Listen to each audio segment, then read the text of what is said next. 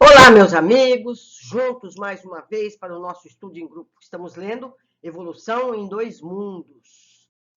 Hoje vamos aprender sobre mediunidade e corpo espiritual, aura humana.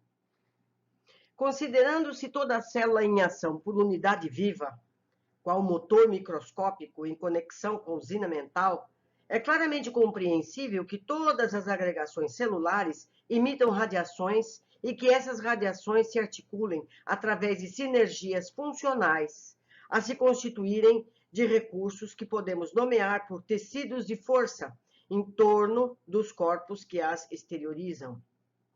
É como se cada célula do nosso corpo tivesse uma célula equivalente perispiritual, certo? Ela encarna e desencarna constantemente. Todos os seres vivos, por isso, dos mais rudimentares aos mais complexos, se revestem de um halo energético que lhes corresponde à natureza.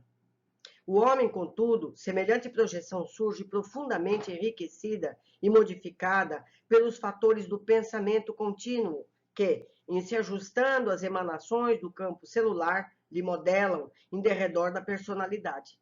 O conhecido corpo vital ou duplo etéreo de algumas escolas espiritualistas duplicata mais ou menos radiante da criatura.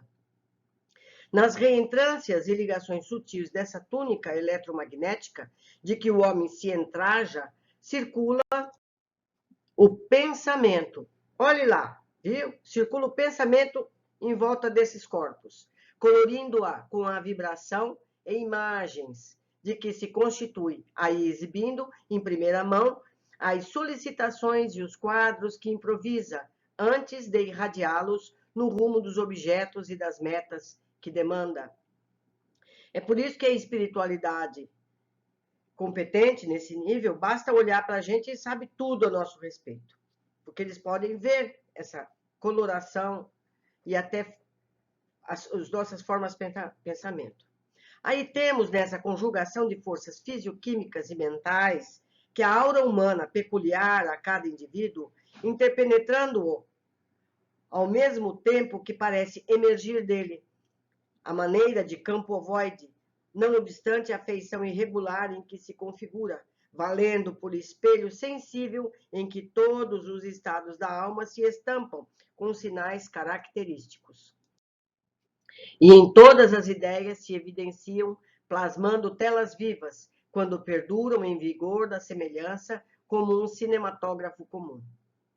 Fotosfera psíquica, entretecida em elementos dinâmicos, atende à cromática variada, segundo a onda mental que emitimos, retratando-nos todos os pensamentos em cores e imagens que nos respondem aos objetivos e escolhas enobrecedoras ou deprimentes. Mediunidade inicial. A aura é, portanto, a nossa plataforma onipresente em toda comunicação com as rotas alheias, anticâmara do espírito em todas as nossas atividades de intercâmbio com a vida que nos rodeia, através da qual somos vistos e examinados pelas inteligências superiores, sentidos e reconhecidos pelos nossos afins, e temidos e hostilizados ou amados e auxiliados pelos irmãos que caminham em posição inferior à nossa. Isso porque exteriorizamos, de maneira invariável, o reflexo de nós mesmos nos contatos de pensamento a pensamento, sem necessidade das palavras que as simpatias ou repulsões fundamentais. A gente sente bem-estar ou mal-estar junto das pessoas. Inconscientemente, nós estamos percebendo essa permuta. É por essa couraça vibratória, espécie de carapaça fluídica em que cada consciência constrói o seu ninho ideal, que começaram todos os serviços da mediunidade na Terra, considerando-se a mediunidade como atributo do homem encarnado para corresponder-se com os homens liberados do corpo físico. Essa obra de permuta, no entanto, foi iniciada no mundo sem qualquer direção consciente, porque, pela natural apresentação da própria aura, os homens melhores atraíram para si os espíritos humanos melhorados, cujo coração generoso se voltava, compadecido, para a esfera terrena, auxiliando os companheiros da retaguarda. e os homens rebeldes à divina lei, a lei divina, aliciaram a companhia de entidades da mesma classe, transformando em pontos de contato entre o bem e o mal, ou entre a luz e a sombra, que se digladiam na própria Terra. Pelas ondas de pensamento, a se enovelarem umas sobre as outras, segundo a combinação de frequência e trajeto, natureza e objetivo. Encontram-se as mentes semelhantes entre si, formando núcleos de progresso em que homens nobres assimilam as correntes mentais dos espíritos superiores para gerar trabalho edificante e educativo, originando processos vários de simbiose em que almas estacionárias se enquistam mutuamente, desafiando debalde os imperativos da evolução e estabelecendo obsessões lamentáveis a se elastecerem sempre novas, nas teias do crime ou na etiologia complexa das enfermidades mentais. A intuição foi, por esse motivo, o sistema inicial de intercâmbio, facilitando a comunhão das criaturas, mesmo à distância, para transfundi-las no trabalho sutil da telementação, nesse ou naquele domínio do sentimento e da ideia, por intermédio de remoinhos mensuráveis de força mental, assim como na atualidade, o remoinho eletrônico infunde em aparelhos especiais a voz ou a figura de pessoas ausentes em comunicação recíproca da radiotelefonia e na televisão. E nos dias de hoje, mais do que nunca, qualquer aparelho telefônico pode nos fazer ver qualquer pessoa à distância, ver e ouvir em tempo real. O que nessa época, 1958, não era possível. Sono e desprendimento. Releva, contudo, assinalar que, em se iniciando a criatura na produção do pensamento contínuo, o sono adquiriu para ela uma importância que a consciência em processo evolutivo até aí não conhecera. Usado instintivamente pelo elemento espiritual como recurso reparador no revezimento das células em serviço. Semelhante estado fisiológico carregou novas possibilidades de realização para quantos se consagrassem ao trabalho mais amplo de desejar e mentalizar. Ansiando livrar-se da fadiga física após determinada cota de tempo no esforço, na vigília diária, e por isso mesmo entregue ao relaxamento muscular. O homem operante e indagador adormecia com a ideia fixada a serviços de sua predileção.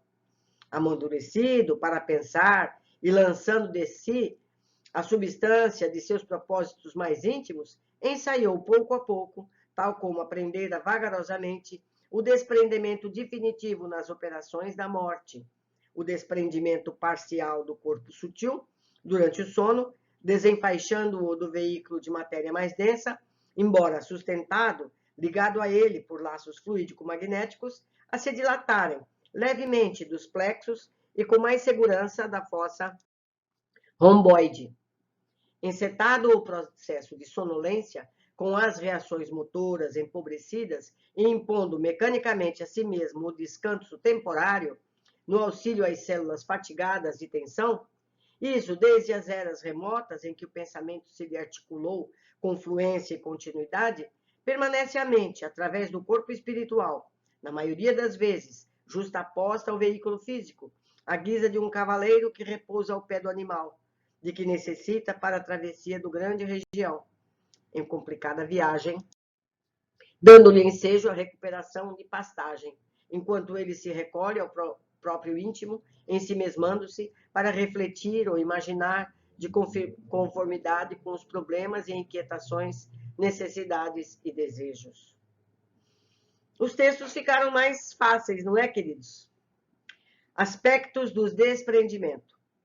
Dessa forma, aliviando o controle sobre as células que a servem no corpo carnal, a mente se volta no sono para o refúgio de si mesma, plasmando na onda constante de suas próprias ideias as imagens com que se compraz nos sonhos agradáveis em que saca da memória a essência de seus próprios desejos, retemperando-se na antecipada contemplação dos painéis ou situações que almeja concretizar. Para isso, mobiliza os recursos do núcleo da visão superior, no dia encéfalo, de vez que aí As qualidades essencialmente óticas do centro coronário lhe acalentam no silêncio do desnervamento transitório todos os pensamentos que lhe emergem do seio. Noutras ocasiões, no mesmo estado de insuflamento, recolhe no curso do sono os resultados de seus próprios excessos, padecendo a inquietação das vísceras ou dos nervos injuriados pela sua rendição à licenciosidade. Quando não seja o asfixiante pesar do remorso por faltas cometidas, cujos reflexos absorvem do arquivo em que lhe amontoam as próprias lembranças. Numa e noutra condição, todavia, é a mente suscetível à influenciação dos desencarnados que, evoluídos ou não, lhes visitam o ser, atraídos pelos quadros que lhe filtram a aura, ofertando-lhe auxílio eficiente quando se mostra inclinada à ascensão de ordem moral, ou sugando-lhe as energias e assoprando-lhe sugestões infelizes quando, pela própria ociosidade ou intenção maligna, adere ao consórcio psíquico de espécie aviltante que lhe favorece a estagnação da preguiça ou envolve nas obsessões viciosas pelas quais se entrega a temíveis contratos com as forças sombrias. Mas dessa posição de espectador à função de agente existe apenas um passo.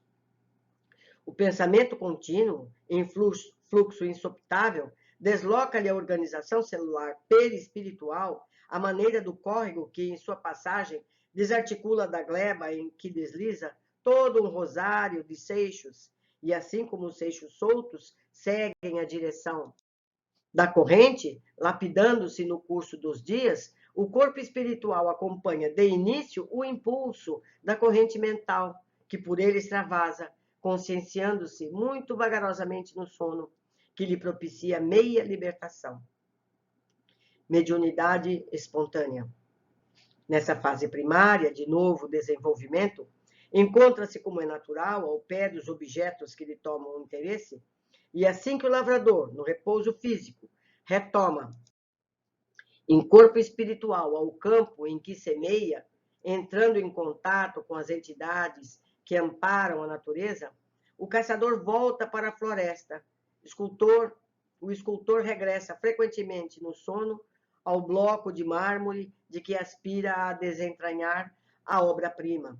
O ceareiro do bem envolve a leira de serviço, em que se lhe desdobra a virtude e o culpado torna o local do crime, cada qual recebendo de espíritos afim os estímulos elevados ou degradantes de que se fazem merecedores. Consolidadas semelhantes relações com o plano espiritual, por intermédio da hipnose comum, começam na Terra os movimentos da mediunidade espontânea, porquanto os encarnados que demonstrassem capacidades mediúnicas mais evidentes pela comunhão menos estreita entre as células do corpo físico e do corpo espiritual, em certas regiões do campo somático, passaram das observações durante o sono às observações da vigília, a princípio fragmentárias, mas acentuáveis com o tempo, conforme os graus de cultura a que fossem expostos. Quanto menos densos os elos de ligação entre os implementos físicos e espirituais, nos órgãos da visão, mais amplas as possibilidades na clarividência, prevalecendo as mesmas normas para a claudiaudiência e para modalidades outras, no intercâmbio entre as duas esferas. Inclusive, as peculiaridades da materialização, pelas quais os recursos periféricos do citoplasma a se condensarem no ectoplasma da definição científica vulgar, se exteriorizam do corpo carnal do médium, na conjugação com as forças circulantes do ambiente, para a efêmera constituição das formas diversas. Nós vimos isso em Mecanismos da Mediunidade. Desde então, iniciou-se o correio entre o plano físico e o plano extrafísico. Mas porque a ignorância embotasse ainda a mente humana, os médiuns primitivos nada mais puderam realizar que a fascinação recíproca, ou a magia elementar, em que os desencarnados, igualmente inferiores, eram aproveitados por via hipnótica na execução de atividades materiais, mas sem qualquer alicerce na sublimação pessoal. Formação da mitologia. Apareceu então a Goércia, ou a magia negra, a qual As inteligências superiores opuseram a religião por magia divina, encetando-se a formação da mitologia em todos os setores da vida tribal. Numes familiares interessados em favorecer as tarefas edificantes para levantar a vida humana a nível mais nobre, foram caracterizadas à conta de deuses em diversas faixas da natureza. E realmente, através dos instrumentos humanos mobilizáveis, esses gênios tutelares incentivaram, por todas as formas possíveis, o progresso da agricultura e do pastoreio, das indústrias e das artes. A luta entre os espíritos retardados na sombra e os aspirantes da luz encontrou seguro apoio nas almas encarnadas que lhes eram irmãs. Desde essas eras recuadas, empenharam-se o bem e o mal em tremendo conflito que ainda está muito longe de terminar, com bases na mediunidade consciente ou inconsciente, técnica ou empírica. Função da doutrina espírita. Forçoso reconhecer, todavia, que a mediunidade na essência, quanto à energia elétrica em si mesma, nada tem a ver com os princípios morais que regem os problemas do destino e do ser. Dela podem dispor, pela espontaneidade com que se evidencia, sábios e ignorantes, justos e injustos, expressando-lhes, desse modo, a necessidade de condução reta, quanto à força elétrica exige disciplina a fim de auxiliar. Fazendo um parênteses, a mediunidade está disponível para todo mundo. Não precisa ser religioso, espírita, para você ter acesso. E você pode usar para o bem e para o mal. Certo? Mas lembrando sempre de ação e reação. Tudo que for feito tem que ser pago, assim como a luz elétrica. Você pode acender uma lâmpada como você pode eletrocutar alguém. Não é verdade?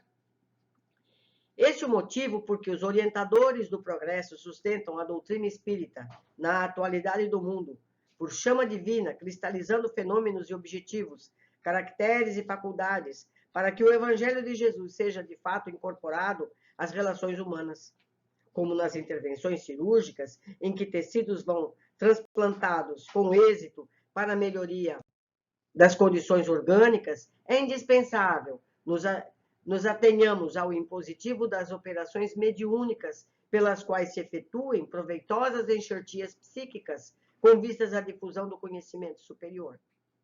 Mediunidade e vida.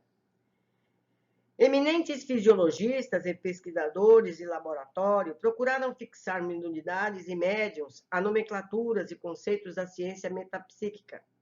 Entretanto, o problema, como todos os problemas humanos, é mais profundo, porque a mediunidade já está adstrita à própria vida, não existindo por isso mesmo dois médiuns iguais, não obstante a semelhança no campo das impressões.